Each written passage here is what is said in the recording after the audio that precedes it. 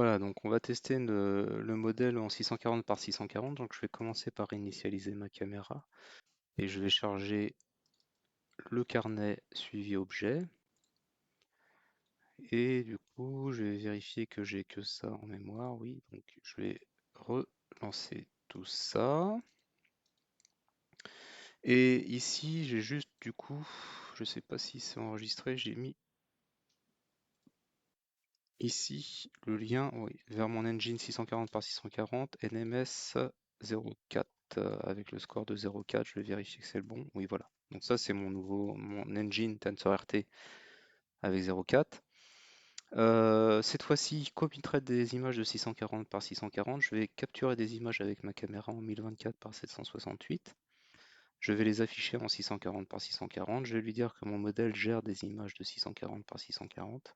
Et du coup, comme on a 8 images par seconde, je vais juste faire l'acquisition avec les caméras à 15 images par seconde. Et je vais lancer ça. Et normalement, on devrait avoir quelque chose qui s'affiche ici. Voilà. Et là, du coup, eh bien, je vais le faire se déplacer. Et voilà, c'est beaucoup plus saccadé, c'est moins fluide. Forcément, on a 8 images par seconde. Voilà. Et là, il m'a détecté. Et je regarde un petit peu comment ça réagit. Moi, j'accélère un peu. Là, il va vers moi. Hop, là, il considère que c'est un obstacle. Voilà, hop, voilà. Et là, en fait, ça, il détecte plus du tout comme une personne. Donc, en fait, ce qui est bien, c'est que je vais pouvoir baisser mon seuil de détection. Et du coup, ah, si, un petit peu quand même. Peut-être que, après, je vais arriver, il évite les obstacles. Là, il s'est pris dans les fils. Ouais, donc, je vais le débloquer, puis je vais voir s'il est capable de me suivre.